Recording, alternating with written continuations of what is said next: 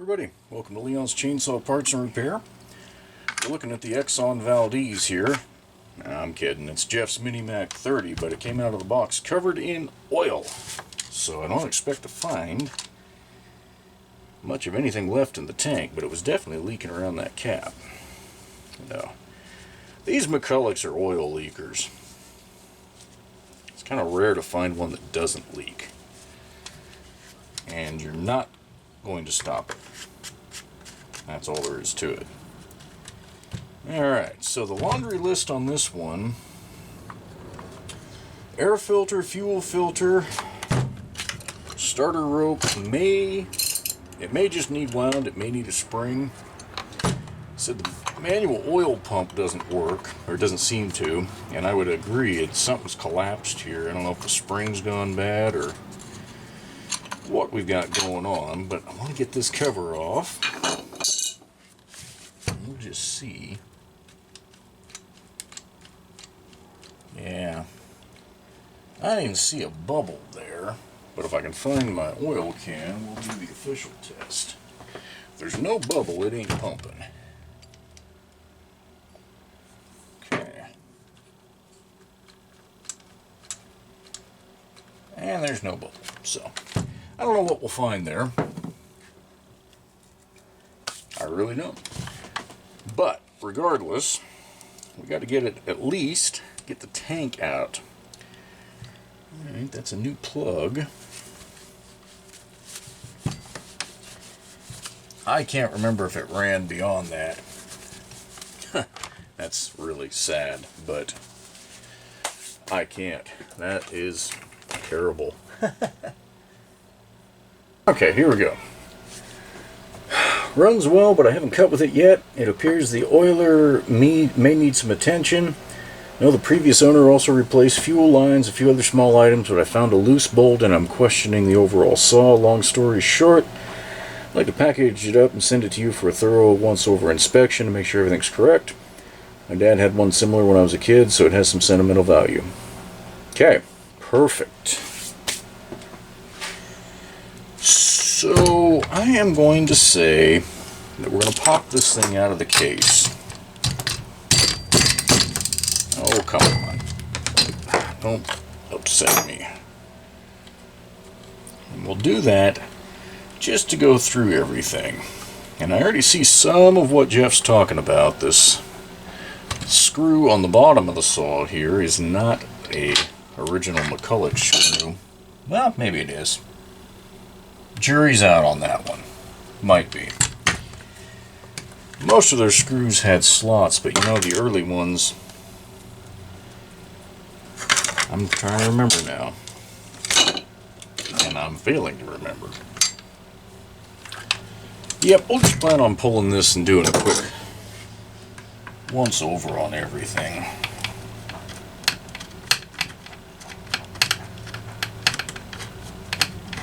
And as you guys saw in the video on the Mac 130 a couple weeks ago, it actually doesn't take all that long to rip one of these apart and get it back together. And when you have to rip it apart and put it back together 3 different times, at least I tend to lose a little time to cussing. But that's okay. I keep the worst of it out of at least off of YouTube. It was funny, I had a fella email me the other day.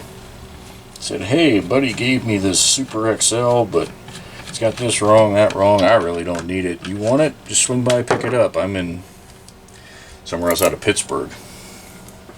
So I know he hadn't seen my videos or gone through the website a whole heck of a lot. I wrote back and said, hey, sure appreciate the offer, but I'm in Oregon, so the odds that I'm swinging by your place anytime soon are somewhere between slim and none. But he'd obviously seen at least one video. He's like, so how the hell do you explain that Southwest Pennsylvania accent? Like, dude, I don't know. I was born in Central California and moved to the Oregon coast when I was 10. I guess it's Oregon redneck. I don't know. But I got a real good laugh out of that one.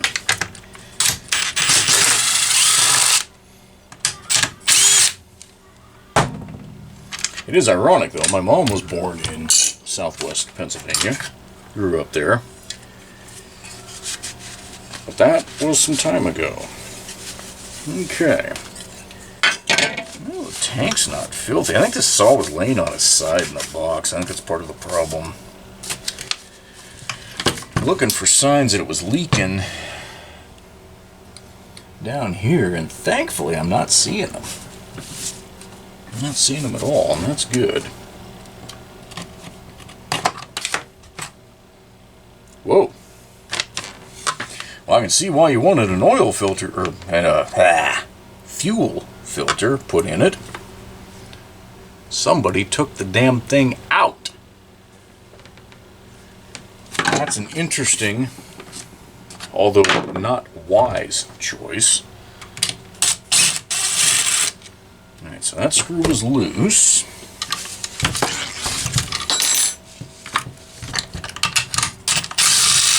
That one was tight. Oh, and the lack of a slotted screw makes my cheat up here a little bit tougher. Ah, shit. That was loose, but it's fighting me coming out, so somebody cross-threaded this. Damn it. That's one risk to putting it together with the handle on the way I like to do, is you can get it cross-threaded. Now, if you're smart, you stop and get it to go the right way. Whoever put this one in last didn't take that precaution. So we'll see how jacked up the threads are in the engine when we get it out here. Worst case, I can drop an insert in. I'd rather not.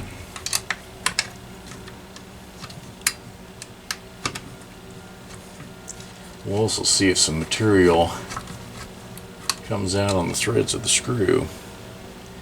Well, maybe it was damaged previously, because that's fairly clean. Maybe we'll get lucky here. We'll see. This choke knob. Everything's coated in oil. Nasty.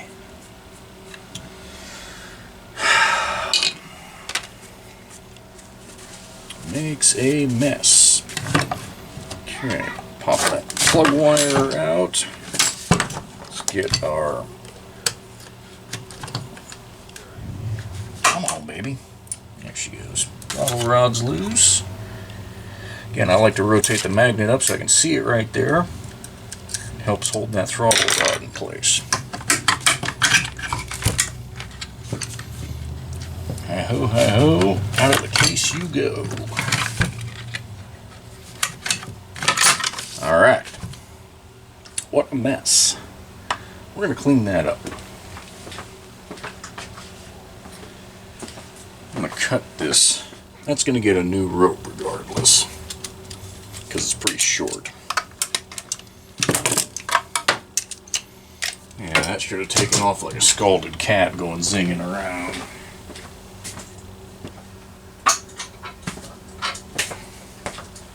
Clean that up in a minute. We'll check some fundamentals here first.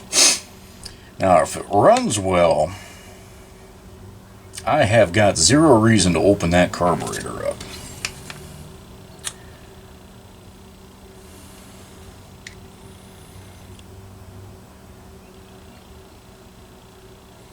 Fuel line wasn't pinched. That's not set up quite the way I'd like. It was putting a twist on that hose. Let's see if we can get this to come loose. There we go. So you want that, I guess I went a little too far. You want that tang to stick down just like that, so it snaps in the case easily and there's no twist and bind on the hose. Now there's some oil. This looks pretty good. So I'm inclined to just air hose this off and use a little brake clean on the oil itself. Just clean all that crap off so it doesn't build up sawdust. Threads there look good. Threads there look like shit. They're stripped. That's why there's an extra long screw on it. Threads up there look fine. So I don't know why Huh. I don't know why that was coming out so hard. But these are... Yeah, the guy who put it together mixed some stuff up. There are screws that belonged in the engine housing that were being used for the engine itself. The length is different. That may be what happened here. It may have bottomed out and started stripping. So that's unfortunate. That's not the way we want things to go. At all. It should... Knock it off. It should be a 1224 thread, if I'm recalling correctly.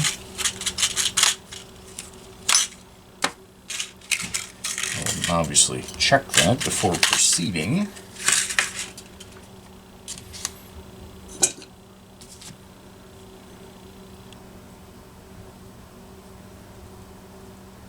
Beautiful.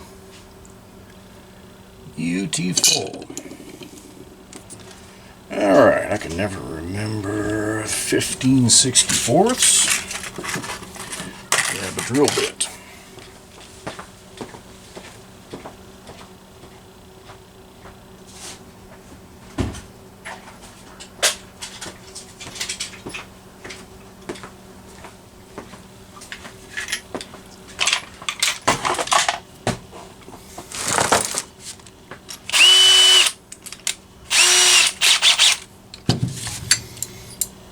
Alright.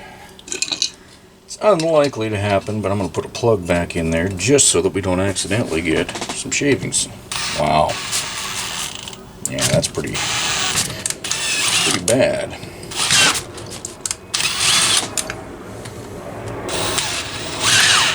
Come on.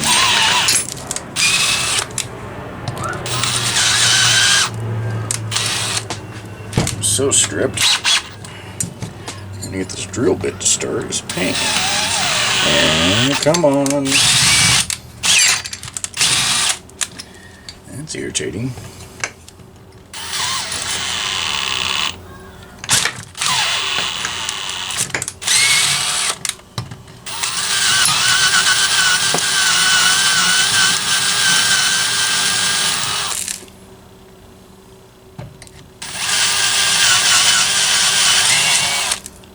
Okay. That's kind of one of those worst case scenarios where it is stripped beyond stripped. And it's real easy to do some damage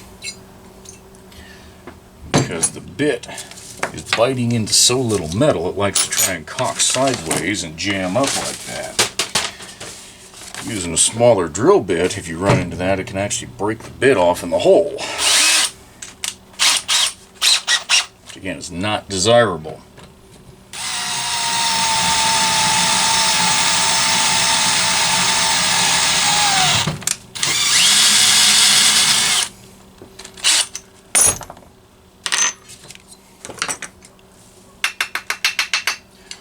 Once you've done a few of these, they go pretty quick.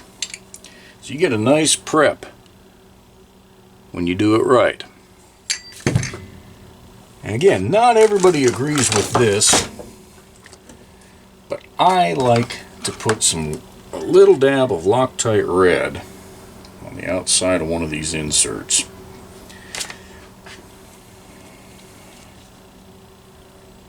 And I guess I should technically call this a helicoil, because it is helicoil brand and it is a wire insert. It's not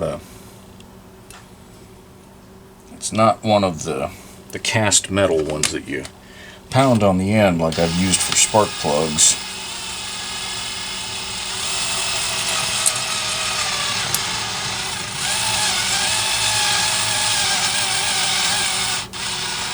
Okay.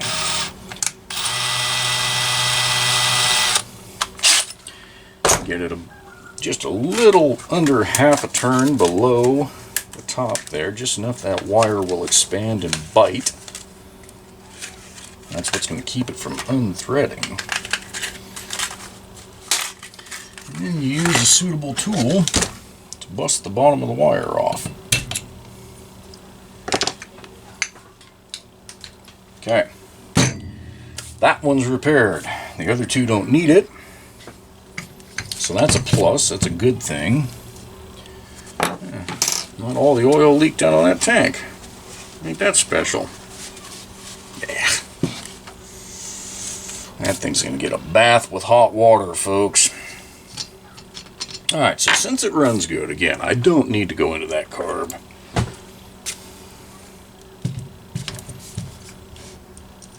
But I do want to do a quick spark test and just see how good it looks. Just for grins. Now that throttle rod's actually grounding out the ground tab there. So let's not do that. Okay, let's see what we get.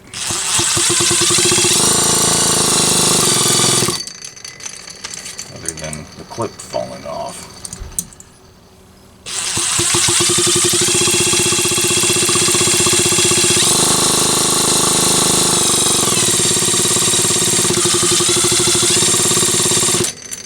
Let's jump in the gap.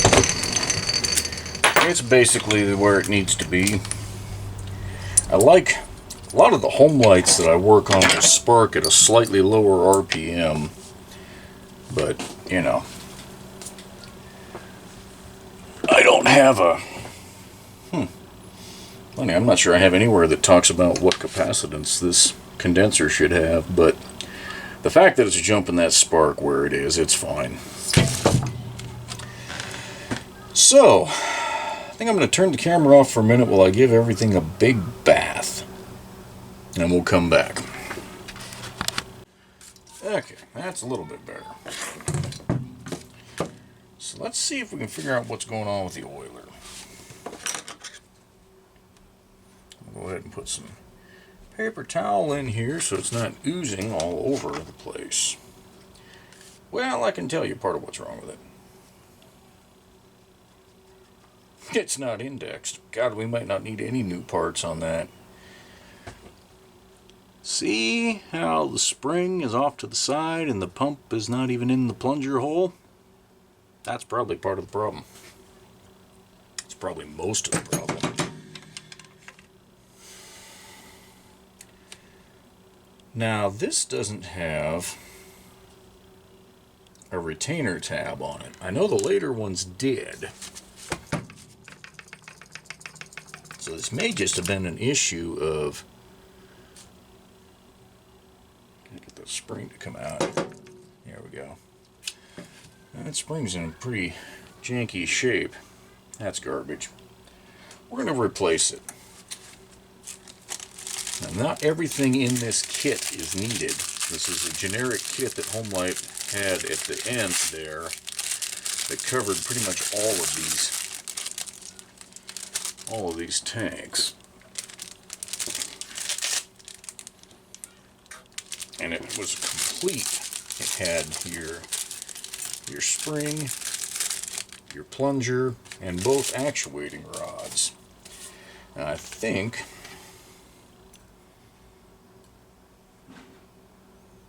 we'll see how it lines up. We may change this thumb rod, but if I can keep it original, I will, just for the look.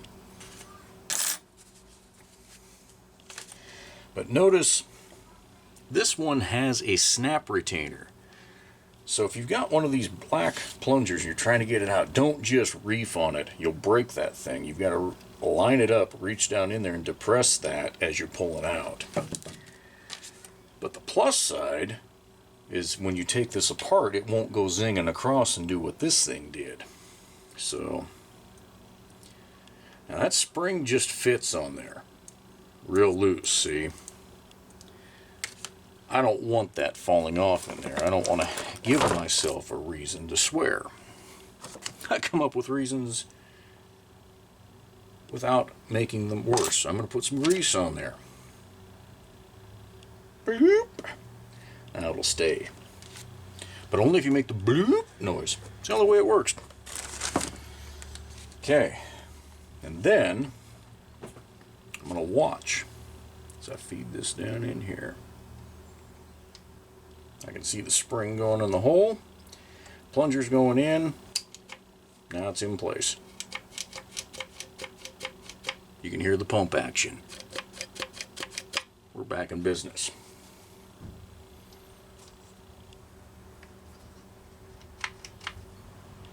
And there's also a piece of junk down in there that we don't need going through our oil system and jamming it up.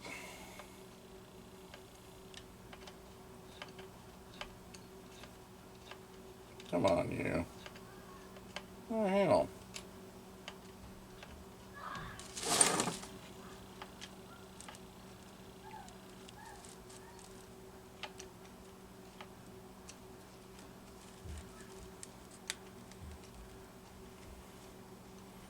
Come on, man. Alright, there we go. Oh, pain in my butt. Moral of the story, don't get that crap down in the... Oh. In the tank when you're filling oil.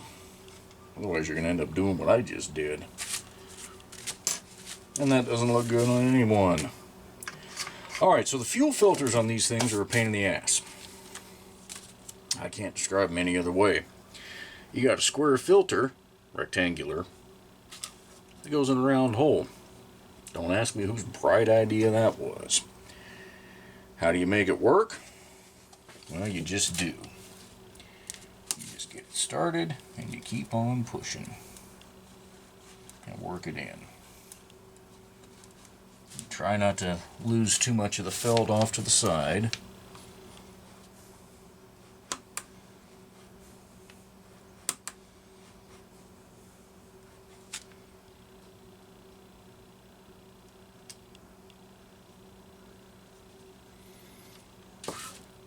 I need a blunt object that won't tear this apart.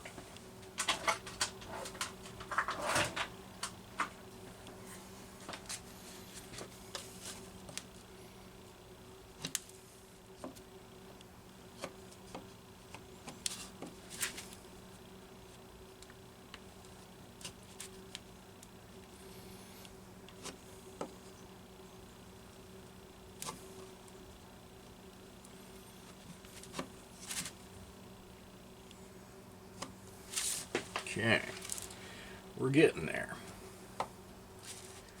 This last part's the toughest.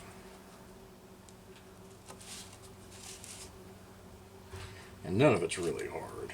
You just, once you accept what you have to do and go, oh, that's kind of funny, and just do it. Okay. Now as fuel hits this, it'll expand and do its thing. But it's a pretty tight fit to begin with. And that's about how far you want it down in there. You want room for that barb to plug in, but you don't want a bunch of extra space. And I can actually see it poking through to about right there. So that's your fuel filter. Those don't go bad very damn often. Very, very rarely do they go bad.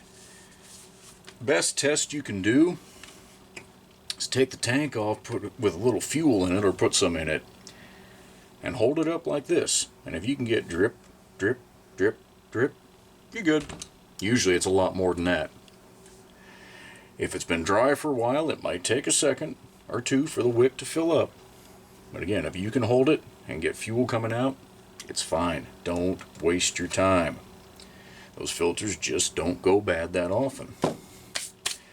Alright, so that was actually easier than I expected, which makes me wary. Things that go too well. Yeah, I don't know. Say, it just makes me suspicious. So let's go ahead and get our starter back into shape. At bare minimum, we're going to do a rope in it. Now this one's actually in great shape. So this is a plastic drum, plastic collar, metal tang.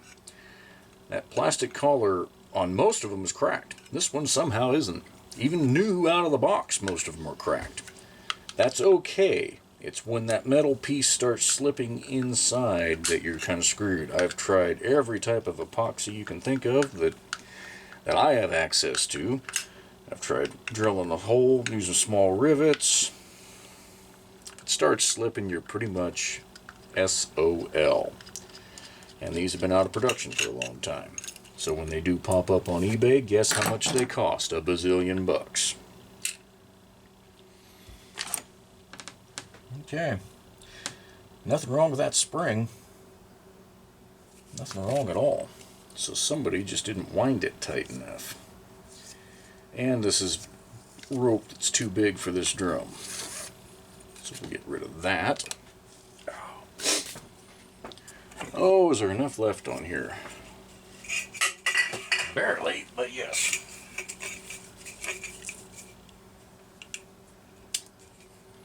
We'll see what we end up needing. Damn, tape, get off me. We certainly don't need that much, but we'll leave it for now. I'm going to put a double knot on this bad boy. I don't want it pulling out. We'll burn the end.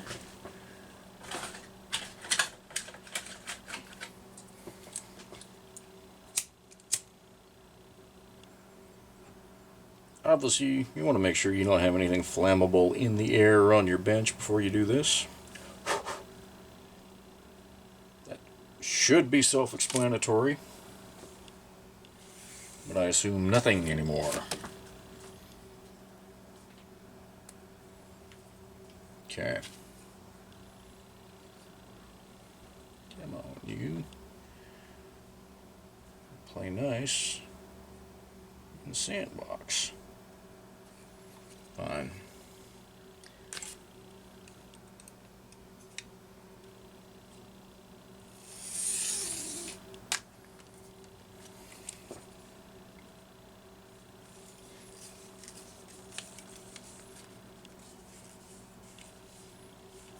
By God. It is all going to fit on there. Very good. So we can get this back in place. There she goes.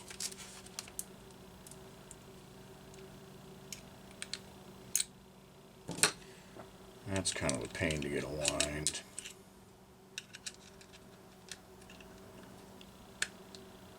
There she goes. Nice.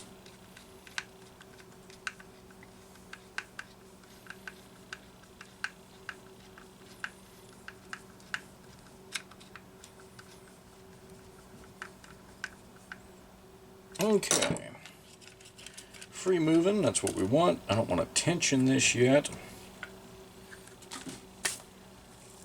until we get everything assembled. So I think we're ready to drop this bad boy back in its case. Last time, I'm going to check spark. And the reason I'm doing this one more time is just in case. I was really careful not to get anything near the points box, I think.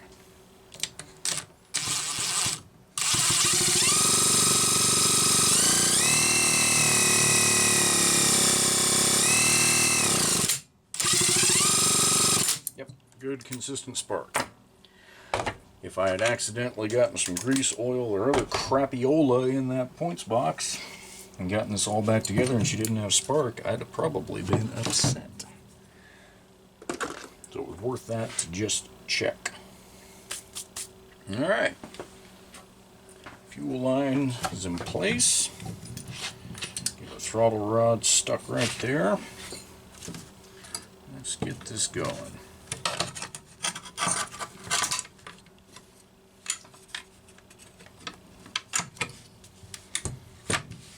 Okay. Come on, baby.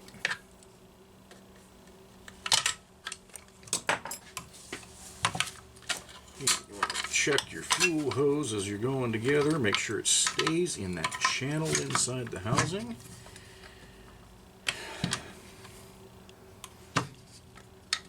Mine has.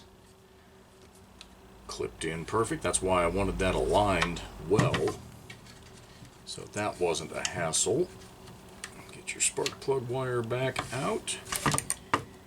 then check your alignment. If you see screw holes starting to line up, you know things are right. Stay.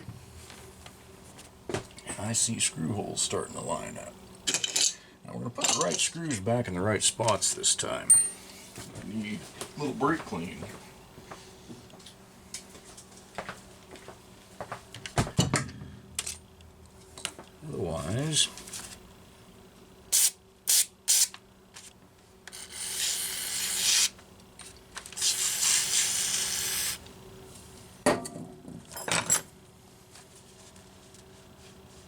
Otherwise, the Loctite won't do you any good. Loctite and oil don't mix. Now I can tell, unfortunately, that this saw at some point in its life was run with these screws loose, because you can see the wear in the engine housing. 10 cans recyclable? Tin cans? Yeah. Yeah, they are. Did you say 10? 10 cans. This hole's a little logged out, that one's a little logged out, and there's actually some rub marks where the engine vibrated against the case there. So, nothing we can do about that. It is what it is. But what we can do going forward is make sure that the screws stay tight. Alright. And I see that one. Those threads are right there. So I am going to attempt. That feels good. That feels really good. I don't know why it came out so rough.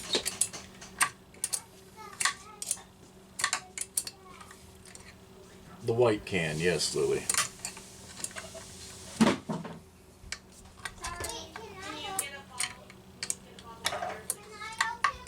The good news is those cans means that my wife has some venison chili started.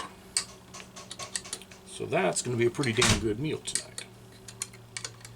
Got a buddy who just went out and got a bunch of elk, so I need to finish off what was left of some venison before I end up with some elk in the freezer. Okay. That feels a lot better than it did before. I'm not going to go any tighter until I get these other two screws started. And then we'll do a final torque down on them.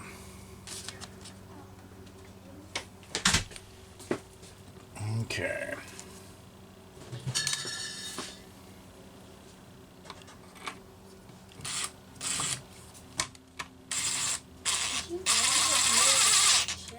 Yeah, everybody puts beer in chili. That's Go. alcohol. I'm not allowed to eat that. It cooks away, kid. My goodness. I mean, you put beer in your homemade chili, right? I mean, heck, that is the ultimate secret ingredient. Come on, don't start that. There we go. Nice and tight. Throttle rod's still where it belongs here, so let's put that in before something bad happens and it falls out.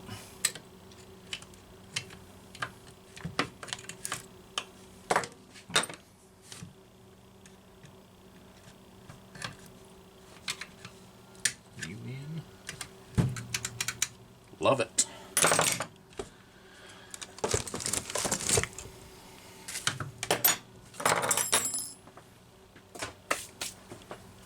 Okay, we're getting there. Go ahead and put our air filter seal back in, and since that's so bloody distorted, I'm going to flip it upside down.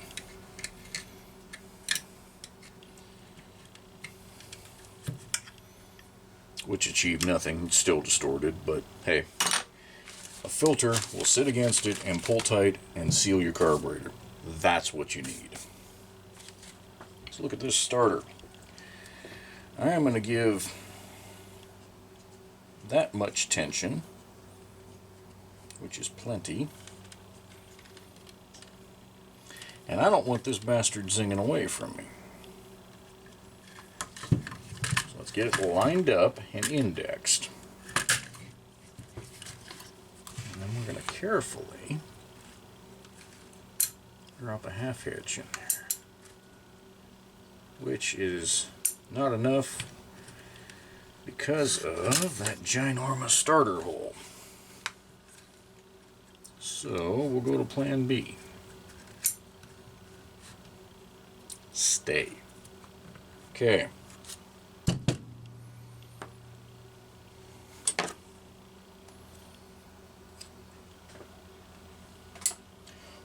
You'll note that there's a washer that stayed down in there. Make sure you don't lose that. Because if you just put rope in this, about the third pull you zing on it and it's going to go flying out. And this one I'm going to put a nice fat knot on. So I don't want to risk ripping that through that washer or anything else. And our brake cleaner has evaporated enough that I'm not going to blow myself up doing this.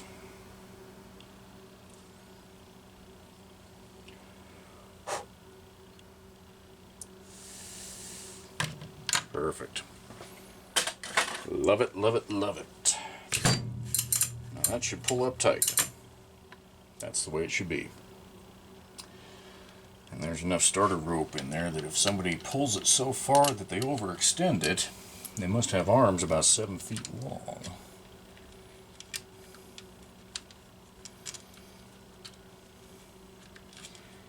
Alright. You can start and not piss me off there, buddy.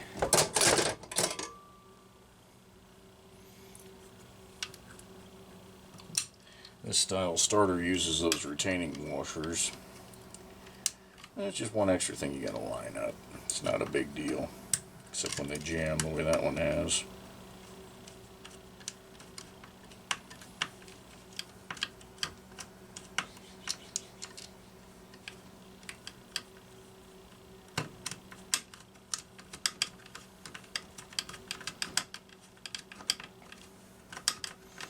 Again, when you're working up against either painted or finished metal like this, use a round shank screwdriver if you can.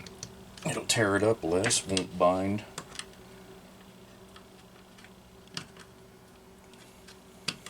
As you're spinning it.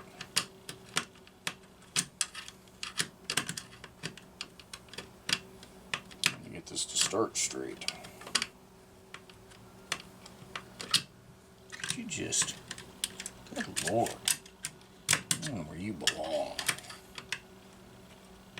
These retainers are drilled not much bigger than the screw shank.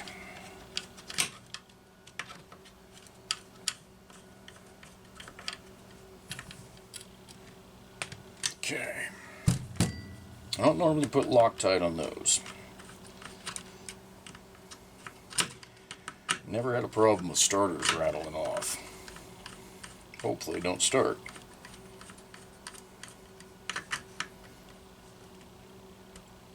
Alright. Fabulous. Drop the choke knob on.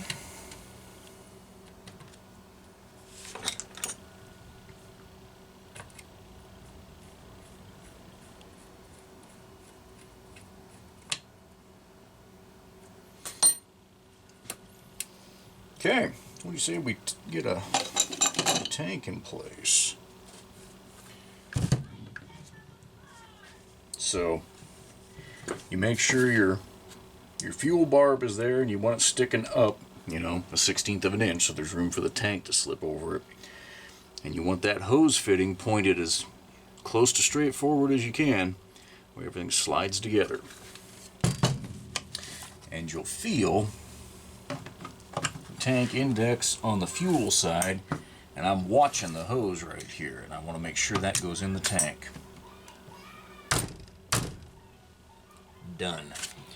And I'm just going to push the hose back so it's good and tight in the tank there. Minimize the chance of leaks. So, said we would check to see if this original's hitting as well as it should. And it is. And it's right up on there. So we'll keep the original look.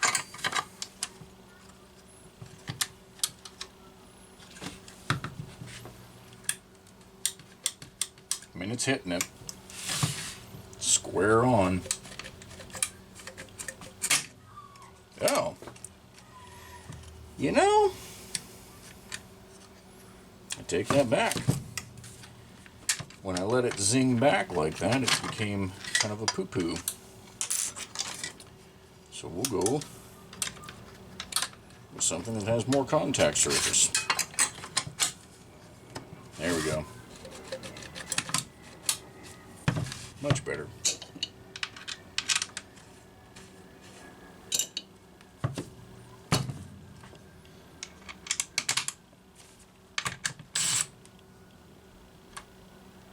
Hold on.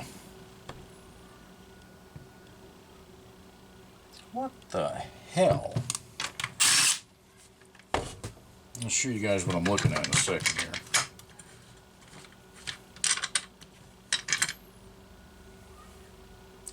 Damn it. Okay, some dung beetle has screwed up this oil pump. It's supposed to be a flow adjustment screw right there. And that is missing.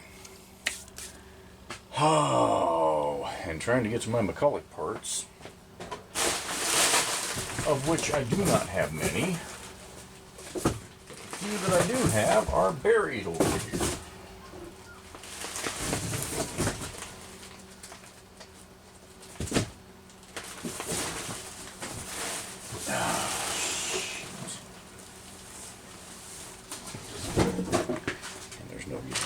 That I have anything in here. It's going to be alright. That one somebody's already jacked up. That's cute. Shoot. I need something that shows me what the proper thread size is. Damn. I don't think I have an oil pump.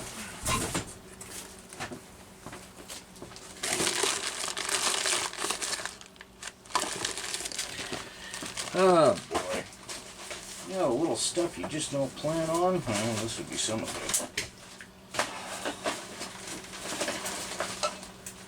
it. Yeah. Okay. Well, I don't have that part. So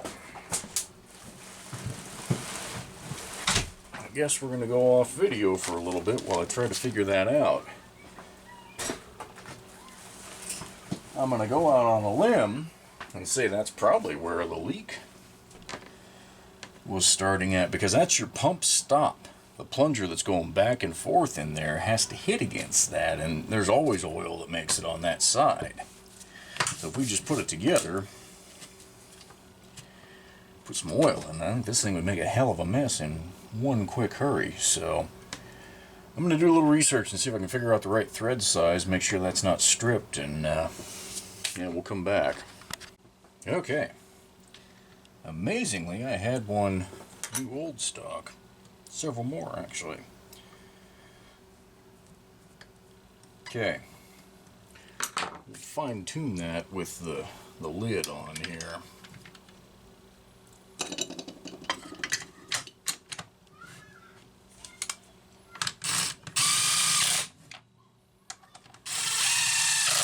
Okay. So you gotta fine-tune these to your own bar and your preference and all that. Normally mine I run just recessed in the case. Maybe a little bit further, but again, you just gotta tune it. And you tune it to your bar so that it's oiled right, and you basically want the tank, both tanks, to run out at about the same time. Okay. I'm not forgetting. So that's not a whole lot. It was nice. Some of these parts weren't needed, some were. Never hurts my feelers to have a few extra pieces laying around. Alright, so with that wrinkle, I'm going to try and get this to lay good and flat. There we go. I can keep holding that in place as I'm putting, there we go, air filter on. Hopefully it'll reshape that rubber. That's indexed under the starter. We're good to go. I think we want some fuel and oil.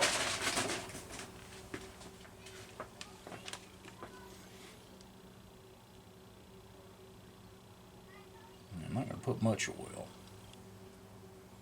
I don't want to be cleaning up a mess if I got anything off.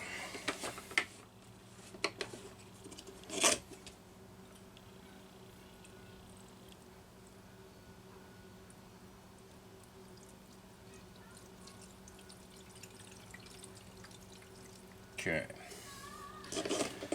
I don't expect that new wick to take that long to prime itself. But I guess we'll find out.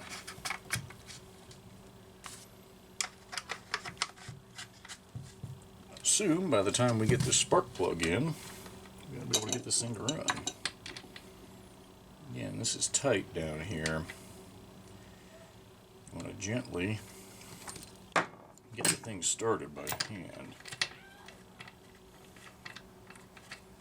Make sure she's threading in easy before you go at it with the ratchet.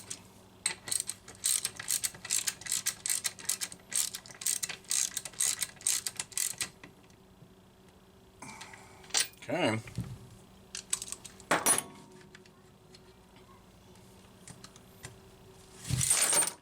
See what happens.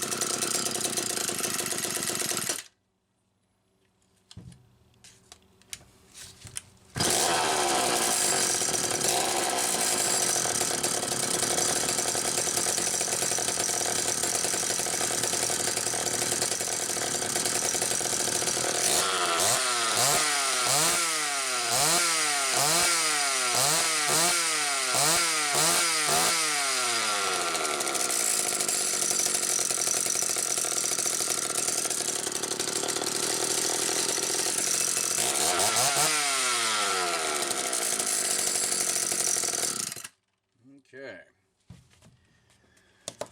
It took a little more tuning because of the new, the wick's not going to flow as free. You can see she's oiling good.